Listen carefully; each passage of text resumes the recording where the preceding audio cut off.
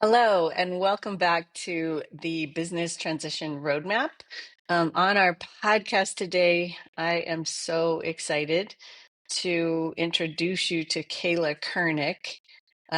She is coming to us from two different perspectives and two different lenses. One of them is as a guide with the Transition Strategists, and another one, which I think is very interesting, and we'll spend quite a bit of time on this one, is she is a family business successor with her dad, who is basically the founder and creator of a company called Spring Creek in Canada. So, gosh, Kayla, welcome and thank you so much for being here today. Yeah, thank you for having me. Excited to be here. It's fun. So, Kayla, maybe I think we ought to start by just kind of you briefly sharing a little bit about your story, maybe a little bit about the family business. We'll dive into that side first and your role and kind of, yeah, what experience have you had in that journey of succession so far, right? Because you're in the middle of it. Yeah, we're right in the thick of it. Yeah, so part of my background is I had my own business in Canmore for 10 years, and um, there was an opportunity. How I got into the family business is my store was retail, and my dad was building the Malcolm Hotel and had the retail space in the Malcolm Hotel and didn't have a concept or idea. And he just designed it with a retail space and didn't know what he was going to do in there. At that time, I was kind of looking for a change and wanted to grow. And so we started to discuss maybe me bringing my store into the Malcolm. And that's how I first kind of got into the company. And once I was there, the Malcolm took a little longer to be built. And when I started doing the research and development for that business for in the Malcolm, I realized it was the concept I had wasn't going to work in there. So I decided to separate it and sell my store and then create a whole different business model for him in the Malcolm. And while I was there, I kind of got pulled into a lot of different stuff and integrated into the company. And just that entrepreneurial spirit, I just kept finding stuff and wanting to get my hands dirty and get in it and help make the business better. That's how I got in the company. But during that time, there was a lot of ambiguity, kind of wondering what my role was. And that was getting really frustrated. So part of my journey was actually I was doing my MBA and just was wondering what my role looked like in the company. And I didn't really see any more room for growth and kind of saw that dad maybe wanted to leave but wasn't ready. And so with that, I was felt like my growth was stagnant. So I actually left the business. And then during school, that's when I identified succession planning as a need for the business and how we found out that Elizabeth does it and is a longtime family friend and um, ended up leading us all to you to work with. And that's been a great part of our journey. Um, yeah. So then we've been working with you, Elizabeth, and I'm now back in the business and have more clarity. And the whole experience with the transition strategist team has been incredible for just helping my relationship with my father and because that was one of the big reasons why I stepped out too was I felt like it was affecting my relationship and at the end of the day I wanted a dad more than a boss. So yeah, it's been a really great experience. That's exciting.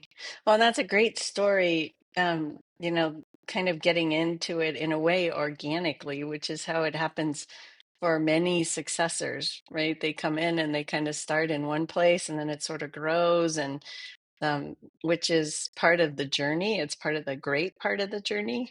And so that's pretty exciting. When you if you look back so far, because again, you're in the midst of it, what do you think in your time has been some of the more challenging things, either emotionally or relationally, that you've had to face and work through to get to where you are today?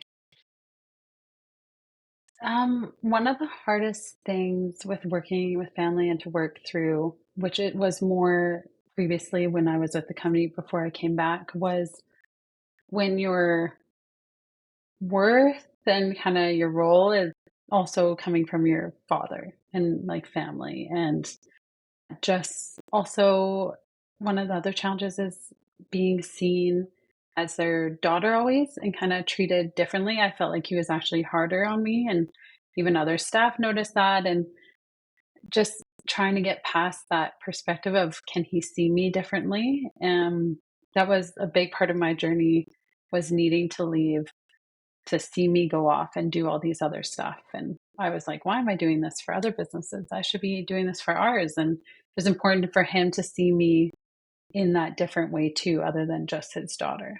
So, Right. yeah. What do you think, and I'm just curious, what do you think happened that allowed him to see you differently? And I guess the other question is, how well is that going? Because I think of a spectrum like 0 to 100, right? And I don't know if it's possible to get to fully seeing you separately and differently. But yeah, what do you think allowed him or triggered him to be able to start to do that? And then how far have you all gotten? Yeah, I think the coaching and the work and the conversations he's had with you, and even that we've had as a family throughout the whole transition strategist journey, the compasses, um, kind of helped change his mindset.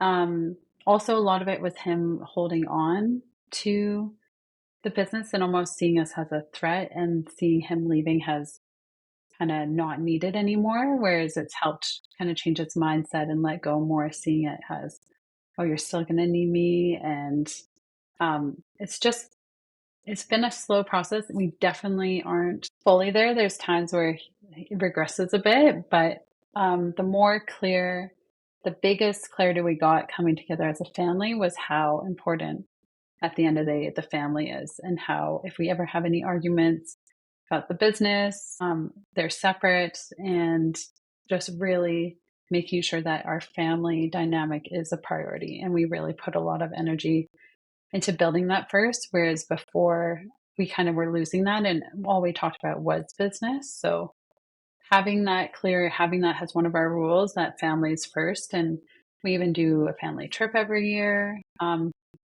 That's just helped. It's almost helped us like compartmentalize it a little better. Yeah, that's great. And just thinking through my experience, that's one of the big hurdles I think that families have to get through is separating the family from the family business activities. Mhm. Just because typically, in your case, it's kind of true as well.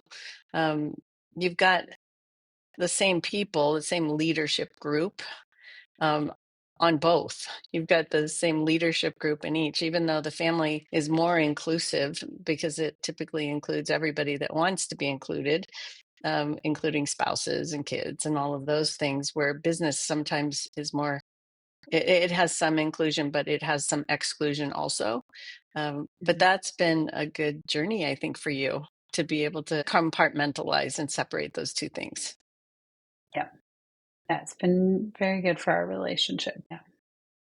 So, how much time do you, if you had to give our listeners or viewers just a concept of how much time do you spend and allocate towards really focusing in on this family business on a regular basis, and bringing in people that are external that don't have jobs in the business as well, right? Because that's part of your governance. Talk a little bit about Yeah. that. So bringing in for our like family alliance and the board, like how much time we spend on Right. that. Okay. Because I Yeah. do have two roles. Like we have the board and has a board member, and then me working in the company. So for the board, it was a lot more time in the beginning. I think the retreats were our most productive time, where we did a lot of the work, had the hard conversations, but then also went for dinner and were able to have fun together too. I definitely found the most value in those. Um, and how much time we spend on it now, we just do. meetings every 2 months. And then we all have some other roles or projects that we're working on within the business. So it can be a couple of hours a month. Right. Yeah. And I think it's important too, your meetings, they're not always in person. Yeah. Because my sister, since she doesn't live here and being inclusive, and she's also the one not in the business, it's really important for us to still keep her in the loop. We've also decided to bring in my mom. So having it virtual is really important just to make sure Amy can be involved too. That's awesome. Yeah. Yeah. So as you were navigating, at what point in time did you feel kind of the weight of that the succession was really going to take place? Because you're in the midst of it, and you have quite a long timeline, which I think is terrific. But when did you start to feel the weight and go, "Oh, this is really going to happen"? For me, because for me, I saw it as a need for so long, and being in the company for 5 years, and dad was like, "Oh, you're gonna take over." Oh, just kidding. I'm never gonna retire. Um, it was a quite a long journey. I don't think my brother and sister really experienced that because they weren't even involved in the business at the time or living in Canmore. So the weight for me of it really happening was kind of when we all came together. For me, it was very quick. It was that first meeting where we're all together. I'm like, yay, we're all here. We're all on the same page now. We got here. So, yeah, that's where it really hit. And I think that was our first trip. Was it Canmore? We even did Yeah. Mexico for one, which was fun. That's one of our values is just making it fun too. Hmm. Yeah. Well, and there's no reason. I mean, I think that some people, both I think of transitioners and also successors, I think they kind of dread this journey. They're sort of Hmm. not looking forward to it. Their minds go into places in their hearts where they're fearful or think that there are going to be too many challenges or too many unknowns. So there's more Hmm. avoidance that they're dreading this. But it's amazing to see how fun this can be for a family. So, what have you Yeah. found to be the most fun about this journey for you and your family? Um, I think it's been really special getting to know my siblings and parents again as an adult and just at a different level because I feel like we kind of take each other for granted and just don't have those hard conversations. And the compass where we went through all of our visions, like long term, um, it was very emotional. Like we all, and then it was just nice hearing each other's goals, and we all want to be there to support that. Like our dad wants to travel, and it's like, how can we help you? Like we want you to be able to experience that. So yeah, just almost creating a deeper level of relationship with as a family. I think it's made us even stronger. That was a that was a terrific time. So I'll ask you, because you did go through the transition strategists process. So going through that, we started by, we actually started in a different place with you guys. We started Mhm. by, because your dad was really concerned about that. So we started with some governance, which was kind of like, he was tired, I think, of being alone and making all the decisions, and was trying to figure out how to bring you all in, but not hand the entire thing over, right? That's the big fear is, gosh, all of a sudden they're going to be making all the decisions. So we started with some governance and kind of building out that board and what your constitution was, and how decisions were made at what levels. So we started Mhm. there, and we did your compass at the same time, so you knew your direction. And in that Mhm. work, yeah, then after that, you decided that you wanted to build out your timeline because the kids, right? I'll say the adult kids, children of the family wanted, and which is typical, they want to know when. They want, like, okay, when is this going to happen? Because now that we have a direction, let's put time around it. Let's figure some of this out.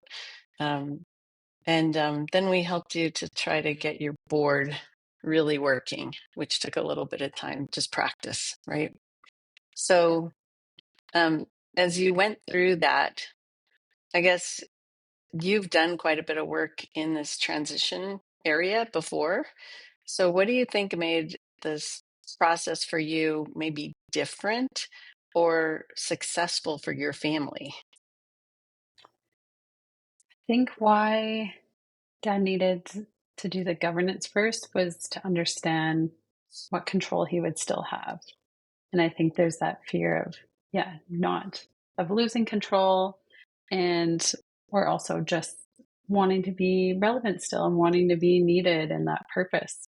Um, I think it worked for us because it was the answer, it went off the answers he needed, which he needed first to help him kind of feel comfortable releasing some of the control of like, what is this going to look like? And gave him that peace of mind. And maybe he needed it for the team. Maybe he was getting asked because I know within the company, um, people are like, what's going on? And they always come up to us and say, oh, we're so glad to see you here. Like, because they kind of wonder, they know Frank wants to travel and they're like, so they're kind of like, oh, yay. Okay, the next generation's here. We kind of know you guys are coming in. Um, yeah, so it worked. It worked for us. Definitely we need more time working as a board, and I think that's something we'll still probably need help and need to bring in the transition strategists. And I could even see us just even needing a yearly retreat just to make sure we're held accountable and just don't really lose momentum. But it's all a new skill. Like we were a family, doesn't mean we necessarily know how to work together and be equals. Like in family, you have that patriarchy or matriarchy and like the parents, and it's hard for them to see you as we're all adults now. It's Yeah, that is been a so process. true. Hmm. Yeah.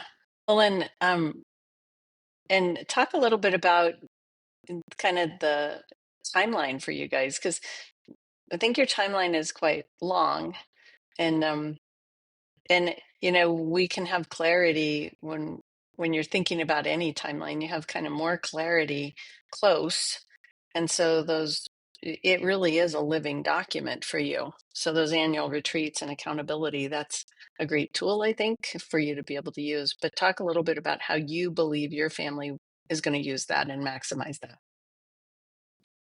Yeah, so the timeline was great because I think the biggest thing we ever need is a date to work back. And as soon as we actually put that date, which was like the end of the development, when you start doing the work back schedule, you realize how short it actually is and how much there is to learn and how big of a project it actually is and how it's never too late to get started. Like there is so much information and knowledge and to transfer years of skills. Like it's something that should not be waited on. Like you can never start early enough. I think it's something you could start 10 years, 20 years down the road, but you should always have your exit strategy as an entrepreneur.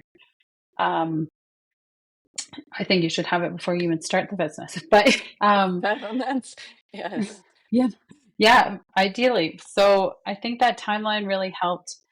Um, how it helped me mentally is originally when I was first in the company, I think what was going on with me and Dad was I didn't realize how big it was and how big the company was and how much there was to learn. And I was also I'm a not patient person. So I think by seeing that, it helps me kind of calm down and be like, oh, this is big and be more realistic of this is going to take time and we have a lot to learn and this is not going to be easy. And yeah, and just more grateful of how much we need him and how much we have to learn. So being a little Yeah, more appreciative and which is patient. great. Yeah. Appreciative, patient, and yeah, and realistic about Hmm. how quickly this transition can happen. It's not, hey, Dad, I've got this. You got to get out of here. I've been here 6 months, but it's more Yeah. along the lines of it being more of a journey, which the belief that I have in my 30 plus years of experience is that the reason why businesses fail so often and the statistics are so bad is because owners leave too quickly. They don't Yeah. they don't do this journey, and during the journey it can be very uncomfortable at times. So talk a little bit about, have you experienced, because you've been on this journey probably now, I'd say a good year and a half or so since we started working. But what are some of the uncomfortable moments or experiences that you've had that, we did talk about you having great fun, but I'm sure that some Hmm. of it's been a little challenging as well. Yeah.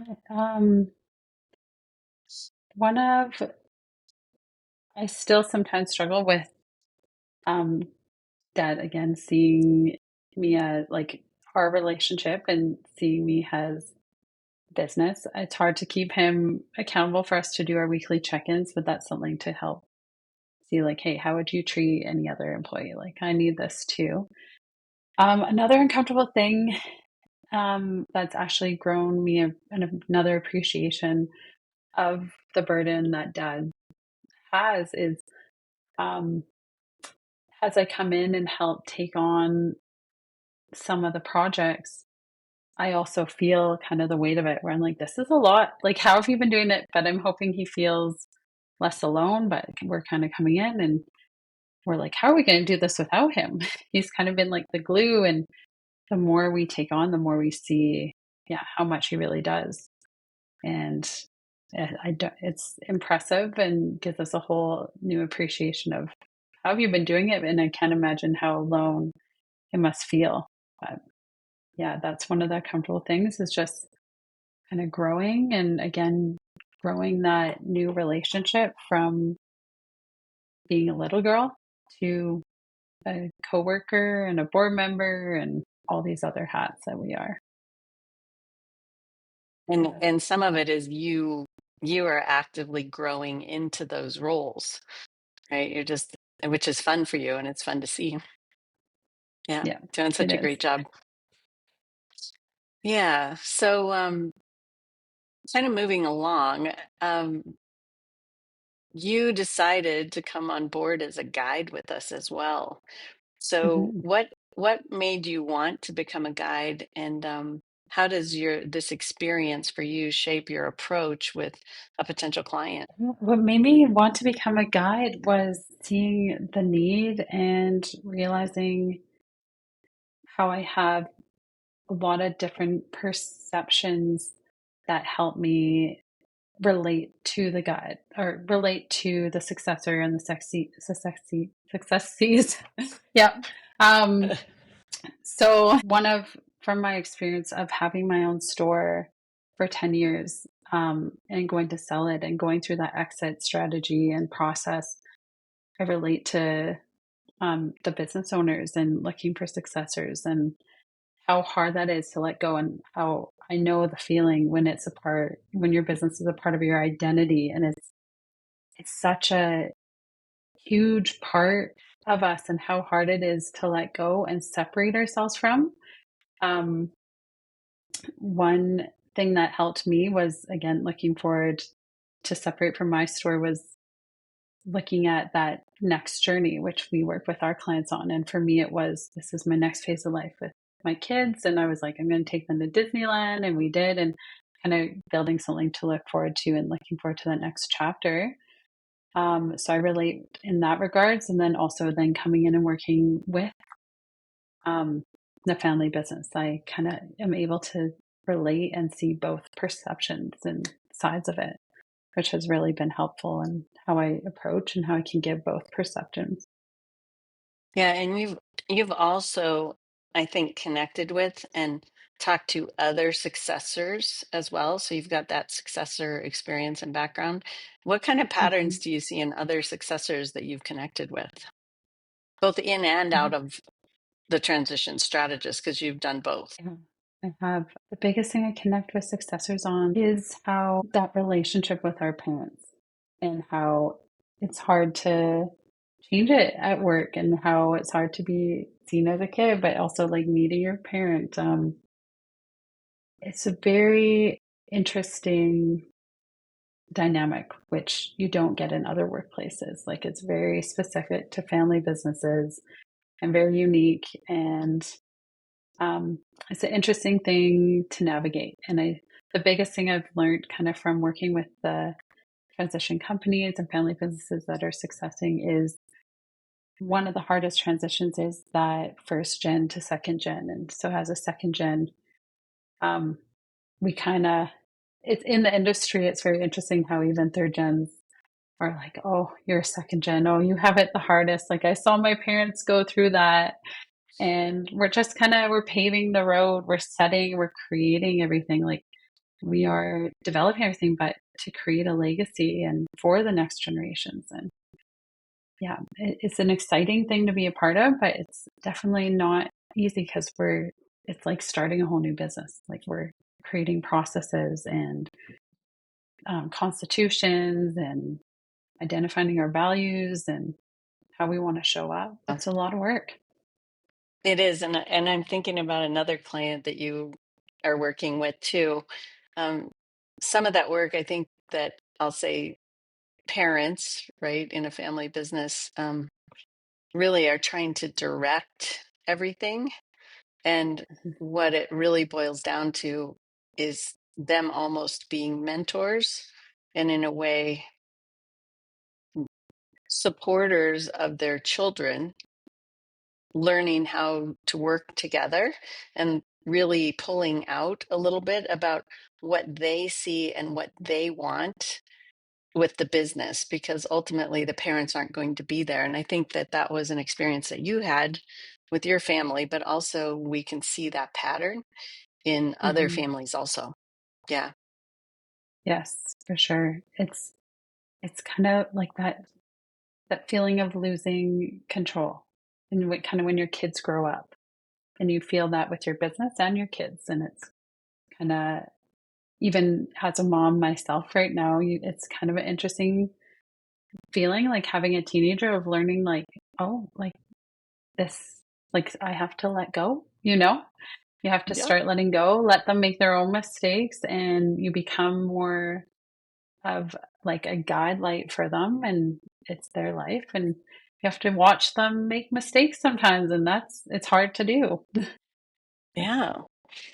Well, and you just sparked an idea in my head, or a thought is, being a parent, you're trying to launch and help each one of your kids in their own lives be what they want to be and be happy and do all of that. When you get the family business and they're adults and you're basically bringing them back together, then Hmm. you're trying to create a model, right? A working relationship amongst however many there are, right? We have one client that there's seven right now, which is quite a few. But in Oh another wow. one, there were four, and right. And so depends on the number, but you're still trying to bring that community back together around the business. And as a parent, trying to help them decide, that next generation decide how do they want to work together when they're not used to it. Exactly. They're used to being independent. Yeah. And one really important part of the process, which I forgot to mention earlier too, that helped us do that was when we did the IMAP. That experience helped us learn each other's differences, how valuing them and appreciating them, knowing how we're all wired differently, knowing that one of the biggest is my sister is quite a bit different than us in her IMAT, where she needs a lot of information and data. And we can see that in our board meetings. And because of the IMATs, we're aware of it. We're aware that, oh, Amy's going to take a little longer. Amy's going to be the one that needs more information. Um, she's more of the realist. We might be a futurist. We know we need all of us, but it's learning how to work together with those differences and just appreciating one each other, because we all bring different perceptions and skills that help because we're all wired differently. Absolutely. Yeah. Which is, I mean, I think that's a blessing, is one to Hmm. know that and not have expectations of each other to be the same as you are. But also, I think of that as using, kindly, um, understanding and taking advantage of each other's wiring of what everyone loves. Because if you can stay in that area and help each other do that most often, it creates fulfillment and happiness, which is important to the family. They're living their dream and get to be themselves, right? Yeah, Get to be it sets us themselves. all up for success. And I kind of laugh Yeah. every time and think of it when I see Amy kind of, oh, I need more information. And can you send me all that? And her questions. And I appreciate it because I see it as like, oh, I should have asked those questions. And I didn't think that about that and analyze it as much. And I'm glad she asked. Yeah. Yeah. It's a great teaming experience. So, Mhm. as we kind of move towards finishing this, tell us um, what now, if you had to define it, what does legacy now mean to you? Legacy means to me it lasting more than our generation. Um, Again, that's kind of what brought me back to the business was I see the skills and I'm able to help other businesses and I'm like I want to do this for ours because I want to create something. I see the same kind of struggles and like I want to create something for my kids and their kids and it's even further it's just creating something. Dad started something so amazing, has done so much for the community and it is so I'm so grateful to be a part of it and be able to be a part of something so much bigger than us and than me. And I don't even see it for me and even my kids. Like I see it as like future and like long term and something we're giving to the community and the amenities and the neighborhoods we create. So yeah. Yeah, which is super exciting. And then, Mhm. so what, this last question, what one piece of advice would you give to a next generation successor? I would give that advice of trying to put yourself in your parents' shoes, um, trying to get an more understanding of what they're going through, what they do in a day. There's so much we hardly know and can possibly fathom, and just being patient and trying to find something you appreciate through the process. Still having your parent there and being able to learn from them and be able to learn from their mistakes. Yeah, just being patient and appreciative really helps the process go a long way. Thank you. That's so wonderful. And, just the gratitude that you just talked about is incredible.